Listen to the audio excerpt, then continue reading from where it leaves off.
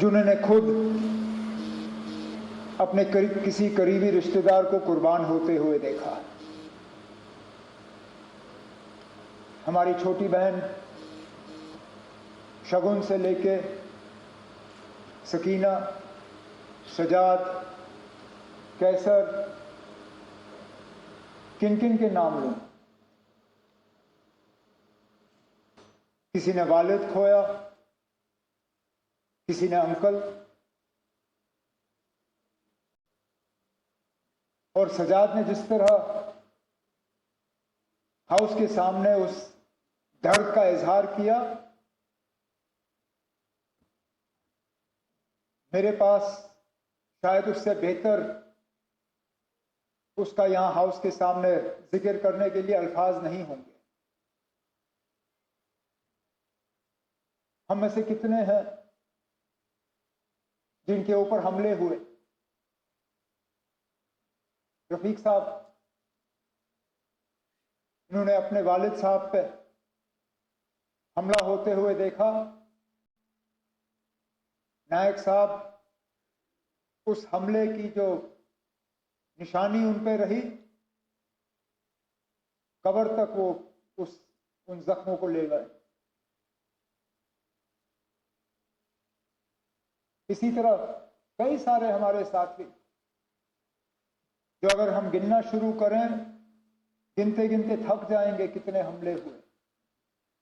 ये असेंबली, राठौर साहब आप उस असेंबली के मेंबर थे, सलाथिया साहब उस असेंबली के मेंबर थे, सागर साहब, मुबारक गुल साहब, सैफुल्ला मीर साहब, कितने और हमारे साथी, जब 1 अक्टूबर 2001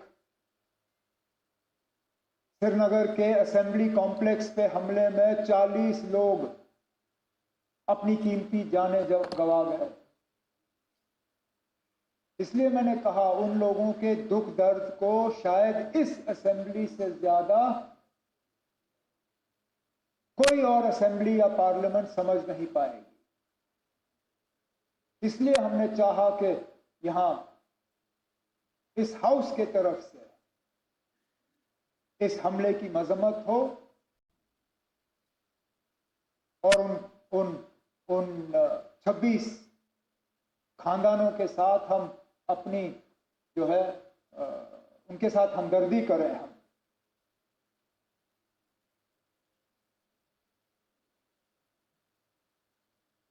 सही कहा सजाद ने,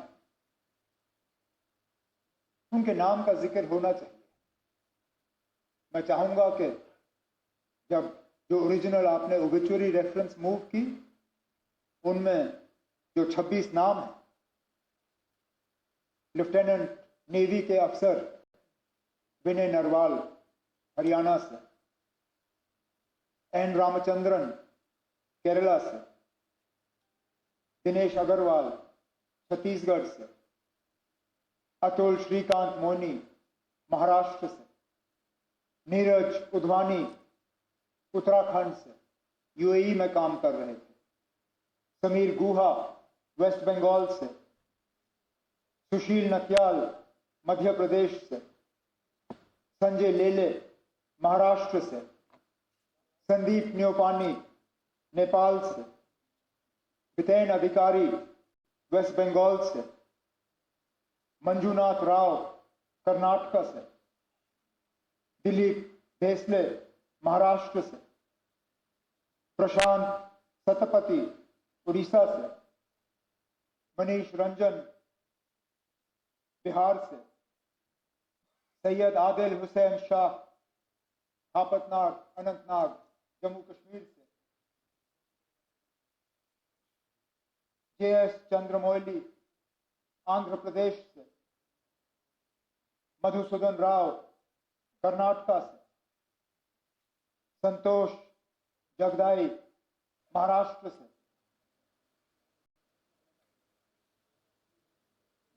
कस्तूबा गनवोटे महाराष्ट्र से, हेमंत जोशी महाराष्ट्र से, सुधम द्विवेदी यूपी से, भारत भूषण कर्नाटक से, सुमित परमार गुजरात से, यतीश परमार गुजरात से, केगे हलीम अरुणाचल प्रदेश से और शैलेश भाई गुजरात से। स्पीकर साहब,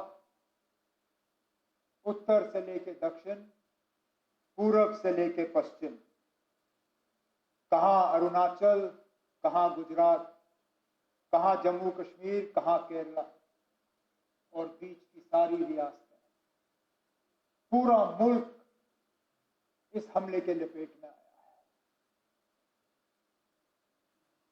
ये सही है स्पीकर साहब, ये पहला हमला नहीं था। हमने कई हमले होते हुए देखे।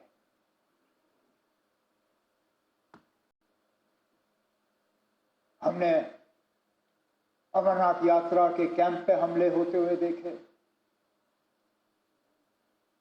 हमने डोडा के मुख्तलिफ गांवों पे हमले होते हुए देखे।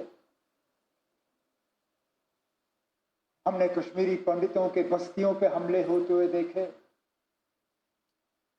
हमने सरदारों के बस्तियों पे हमले होते हुए देखे। लेकिन एक बीच का ऐसा वक्त आया था, ये बाईसरन का हमला 21 साल के बाद इतना बड़ा हमला हुआ है सिविलियन। हमें लग रहा था कि ये हमले जो है ये अब हमारे माजी का एक हिस्सा है, their part of our past. ये हमारे आज की कहानी नहीं है, ये हमारा मुस्तकबिल नहीं है। लेकिन बदकिस्मती से बाईसरन ने दोबारा वो हालात यहां पैदा किए, जबकि हमें लगता है कि पता नहीं अगला हमला कहां पे होगा।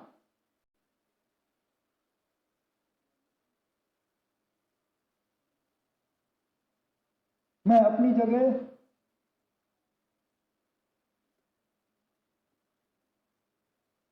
क्योंकि उस दिन लीडर ऑफ द ऑपोजिशन के साथ मैं भी पुलिस कंट्रोल रूम पे मौजूद था जब हमने 26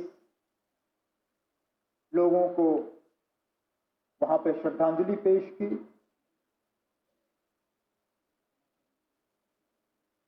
मेरे पास अल्फाज नहीं थे कि मैं क्या कह के उनके घर वालों से माफी मांगूं।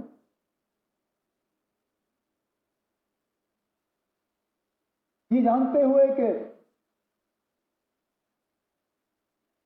जम्मू कश्मीर की सिक्योरिटी, जम्मू कश्मीर की सुरक्षा, जम्मू कश्मीर के लोगों की चुनी हुई हुकूमत की जिम्मेदारी नहीं है, लेकिन तब भी यहां के वजीर आला की हैसियत से, यहां की टूरिज्म के मिनिस्टर की हैसियत से मैंने इन लोगों को दावत दी थी यहां आने की। मेजबान होते हुए मेरी जिम्मेदारी थी कि सही सलामत मैं इन्हें यहां से वापस भेजूं। नहीं भेज पाया।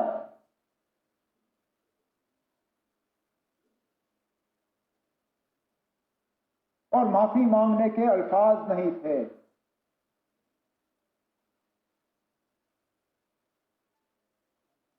क्या कहता उनको, उन छोटे बच्चों को जिन्होंने अपने वालिद को खून में लपेटा हुआ देखा, उस नेवी अफसर की विधवा को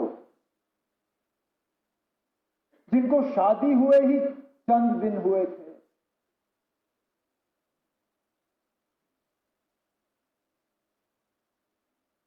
मुझे एक दो आए, मुझे कहा हमारा कसूर क्या था, हम पहली मर्तबा कश्मीर आए थे छुट्टी मनाने के लिए,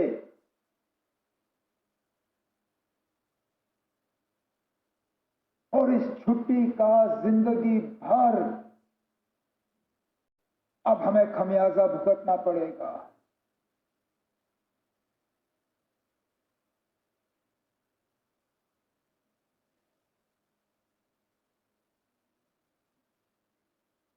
जिन लोगों ने ये किया,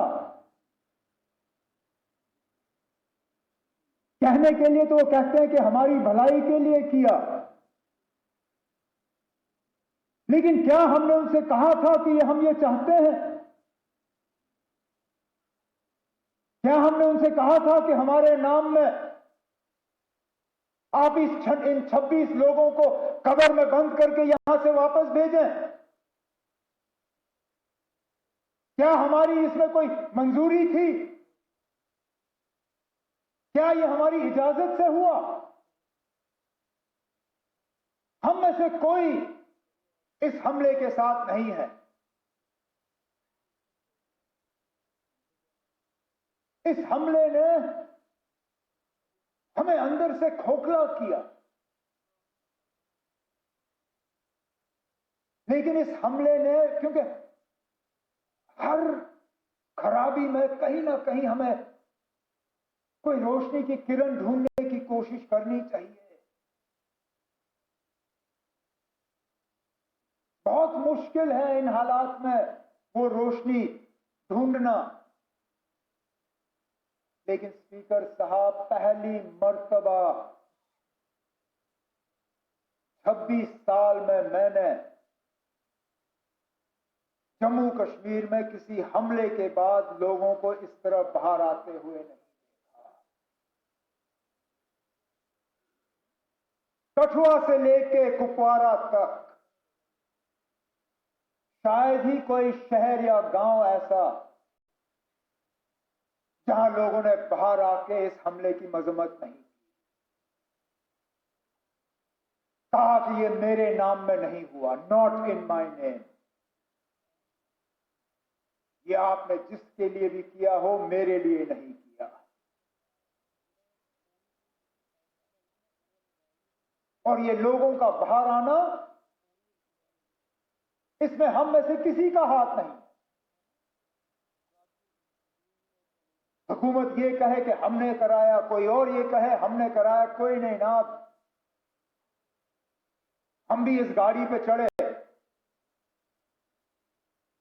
हमने इस गाड़ी पे सवारी की, लेकिन गाड़ी चलाई हमने नहीं। ये लोगों ने खुद गाड़ी बना के इस पे सवार होके जुलूस निकाले, नारे दिए, बैनर बनाए, मोमबत्तियां जलाई, ये कहने के लिए कि हम इस हमले के साथ नहीं हैं।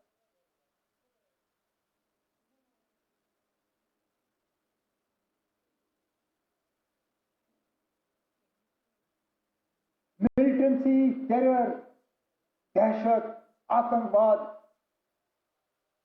इसका खात्मा तब होगा जब लोग हमारे साथ होंगे। और ये स्पीकर साहब उस मौके की शुरुआत है। अगर कि हम इस मौके पे एहतियात से कदम जो है लें, हमारे तरफ से कोई ऐसा कदम नहीं उठना चाहिए जिससे कि हम लोगों को अपने से दूर करें। कोई हमारे तरफ से ऐसी बात नहीं होनी चाहिए या कोई एक्शन हमारे तरफ से जिससे ये जो अपने आप में पैदा हुआ इसको कहीं जख्म पहुंचे।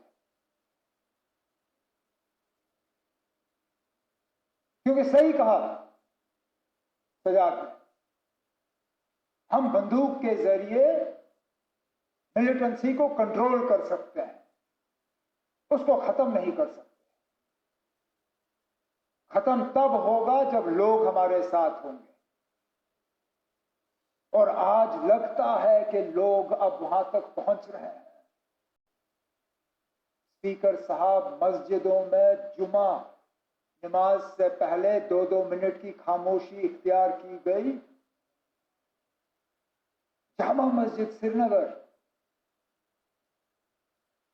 ये शायद बाकी मुल्क में लोग इतना इस चीज को समझेंगे नहीं। आप और मैं समझते हैं ना। हम समझते हैं किसी हमले के बाद उस मस्जिद में 2 मिनट की खामोशी का मतलब क्या है।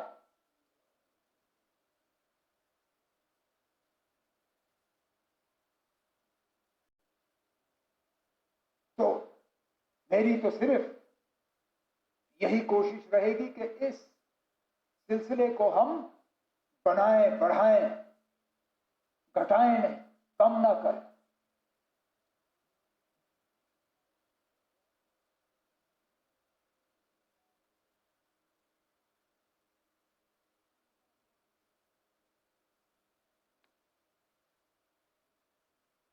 आफतार के उस नौजवान आदिल के बारे में क्या कहें? अब जान की परवाह सबको होती है, लेकिन अपनी जान की फिक्र ना करते हुए टूरिस्टों को, अपने मेहमानों को बचाने के लिए वो अपनी जान की कुर्बानी दे गया। भागता तो कौन उसको कुछ कहता?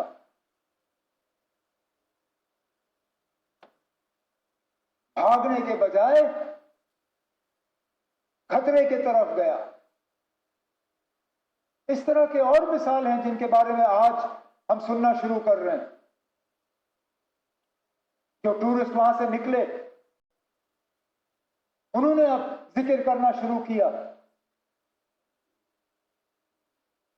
किसी एक ने वहां लोकल पोनी वाले को कहा कि मेरी बीवी और बच्चे को ले जाओ, इनको बचाओ, मुझे यहां छोड़ दो। और उसने कहा, मैं ना आपकी बीवी को कुछ होने दूंगा, ना आपके बच्चे को कुछ होने दूंगा, ना आपको कुछ होने दूंगा। इनको कुछ होने से पहले इनको मेरे ऊपर से गुजरना होगा। और छुपा के उनको सलामत रखा। जख्मियों को अपने कंधों पे पहाड़ से नीचे उतार के अस्पताल, एम्बुलेंस तक पहुंचाया।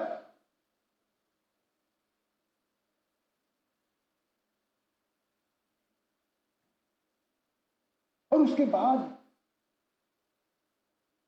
जिस तरह लोकल लोगों ने मदद करने की कोशिश की, गरीब वो शिकारा वाला जो डल लेक पे फल बेचता है, उसने अपनी किश्ती पे एक छोटा सा बोर्ड लगाया, टूरिस्टों के लिए मुफ्त फ्रूट चाट। है ना, वो दिन के 200-300 रुपए कमाने वाला, वो कहता है कोई नहीं ना चले मेरे हफ्ते की कमाई, लेकिन मैं कम से कम अपने मेहमानों को यह एहसास देना चाहता हूं कि हम उनके साथ हैं।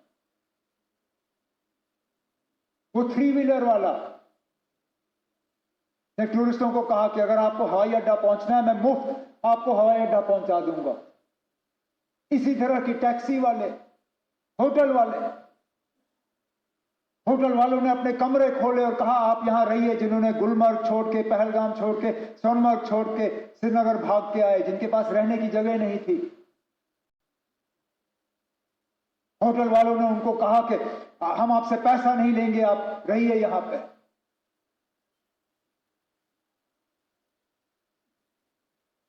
मैं सलाम करता हूं। यही है हमारी मेहमान नवाजी। उसके साथ साथ उनका शुक्रिया करता हूं कि उन्होंने ये किया। जम्मू कश्मीर के बाहर हमारे कुछ स्टूडेंट्स, हमारे कुछ रहने वालों को कुछ जगहों पे तकलीफ हुई, उससे कौन इनकार कर सकता है। लेकिन मैं उसके साथ साथ उन तमाम रियासती हुकूमतों का शुक्रगुजार हूं जिन्होंने मौके पर तहकीकात करके हालात को काबू में लाने में अपना रोल अदा किया। मैं अपने मिनिस्टर कुलीग्स का शुक्रिया करता हूं जिन्होंने बिल्कुल कम नोटिस पे जगह जगह गए। कोई शिमला, कोई लखनऊ, कोई देहरादून, कोई बंबई, कोई चंडीगढ़। वहां की हुकूमतों का मैं शुक्रिया करूंगा कि इनसे मिलने के बाद इन्होंने मीटिंगें ऑर्गेनाइज की। हम अपने तरफ से एक सिस्टम जो है वो तैयार करना चाहते हैं, सोशल मीडिया और व्हाट्सएप वगैरह का इस्तेमाल करते हुए, ताकि एक नोडल पॉइंट हमें मिले। हम तो चाहेंगे कि इस तरह के हालात ना हो, लेकिन इक्का दुक्का अगर कहीं हो जाए तो बच्चों के पास, दूसरों के पास एक जगह होनी चाहिए जहां पे वो इन चीजों को दर्ज कर सकें। उसके लिए हम तैयारी कर रहे हैं।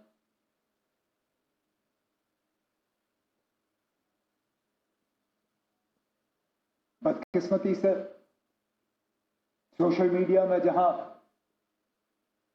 90% खबरें जो है वो सही होती हैं,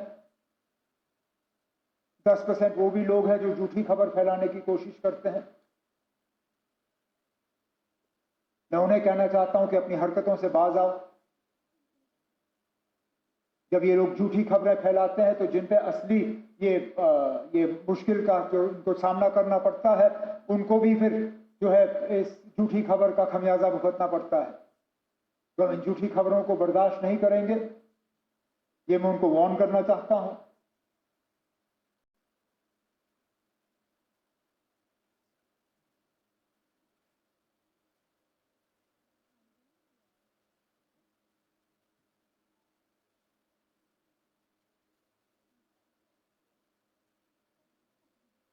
स्पीकर साहब, जम्मू कश्मीर की सिक्योरिटी जम्मू कश्मीर के इलेक्टेड हुकूमत की फिलहाल जिम्मेदारी नहीं है, लेकिन मैं ये मौका इस्तेमाल करके स्टेटहुड की मांग नहीं करूंगा।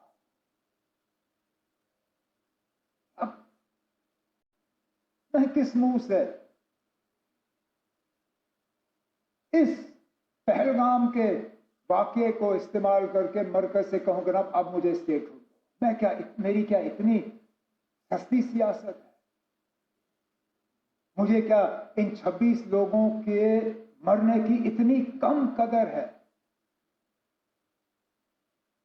कि मैं अब मरकज से जाके कहूंगा ना चलो 26 लोग मर गए, अब मुझे स्टेटहुड दे दो। स्टेटहुड की बात हमने पहले भी की, आगे भी करेंगे, लेकिन लानत हो मुझ पे अगर मैं आज ये कह के मरकज के पास जाऊं कि ना अब 26 मर गए, अब दे दो। देने की बात हम करेंगे, लेकिन इस मौके पर नहीं। इस मौके पर ना कोई सियासत, ना कोई बिजनेस रूल्स, ना कोई स्टेटहुड, ना कुछ और। एक ही चीज, इस हमले की कड़ी निंदा और उन 26 लोगों के साथ दिल की गहराइयों से हमदर्दी और ताज़ियत, और कुछ नहीं। ना आज नहीं, केवल हम किसी और मौके पर थपथपाएंगे, आज नहीं। तो स्पीकर साहब, मैं अपनी बात को इसी चीज पर खत्म करते हुए इस हाउस के तमाम मेंबरों से गुजारिश करूंगा कि जो रेजोल्यूशन डिप्टी सीएम साहब के तरफ से हाउस के सामने पेश की गई है, आप इसको सामने रखें और मैं उम्मीद करूंगा कि यूनानिमसली इसको पास करके हम मुल्क के सामने रखें। बहुत बहुत शुक्रिया। जो नाम आपने यहाँ पर पढ़ लिए, इसको हम ऑबिचुअरी रेफरेंस का हिस्सा बनाते हैं। All right, so the Chief Minister of Jammu and Kashmir there, Omar Abdullah, making his first statement in the special session of the Jammu and Kashmir Assembly, saying that this dastardly attack is one of the biggest attacks that the valley has seen in the past 21 years and that no politics should be played over the Pahalgam terror attack. My colleague Tejashree has been tracking this special session in the valley. Let me quickly go across to her and understand what this means. Tejashree, Chief Minister Omar Abdullah making a passionate address in that special session of the Jammu and Kashmir Assembly. Get us more of what he said. Of course, he also said something very crucial, the fact that even though the security of the valley does not come under the government, the administration of the Union Territory, he is taking responsibility as the tourism minister. Well, absolutely, Chief Minister Omar Abdullah, while making a statement here in Jammu and Kashmir Assembly from where we are reporting right now, he in fact stated several facts, but the big takeaways, as you mentioned, is that he also mentioned that the security of Jammu and Kashmir does not come under state government, but still, as a Chief Minister, as a tourism minister, and as a host for all those tourists who come to visit Jammu and Kashmir, who come to visit Pahalgam, who come to visit the Baisan Valley, there in fact he has taken the responsibility, that he takes the responsibility, and in fact he has said that he has failed. And in fact he also mentioned that the tourists come over there ensuring that the state government, or in fact they will be returning safely for all those in fact who are visiting Kashmir for the first time. He in fact also stated that that as a chief minister, as a tourism minister, he takes the responsibility and says that he has failed. And later on he also says that India at this particular point of time, should stay united, should stay together, and politics should not be played. Also in fact a very interesting comment from him was that after 21 years something like this had happened in Pahalgam, and it was the first time that he saw that people of Jammu and Kashmir are on the street protesting so as to what has happened. Not just that, but they are also protesting with the banners, with the placards, and also they have lit their candles. They all are on road, and they are also trying to send a message. These are the people from Jammu and Kashmir who are trying to send a message that in this entire attack, the people of Jammu Kashmir have nothing to do with it. This is the message that Omar Abdullah has just given from the floor of the House here in Jammu and Kashmir Assembly. Now in fact the resolution will also be passed. Certainly we'll have to see that what happens next. But yes, categorically he has also stated that India should fight back against all these terror attack, and he stands strong, and has also ensured that and has also said that we should do something like this, that next time such kind of terror attacks do not take place. Right, Tejashree, the Chief Minister of Jammu and Kashmir is sending a strong message to Pakistan as well, that this should not be in our name, that Kashmiris do not support Pakistan-sponsored terrorism, and that is the kind of strong message that has come out of the Jammu and Kashmir Assembly today as the Chief Minister made his first statement on the floor of the House. Tejashree, thanks very much for joining us at the moment, getting us more details. We're slipping into a short break. News and updates continue on the other side.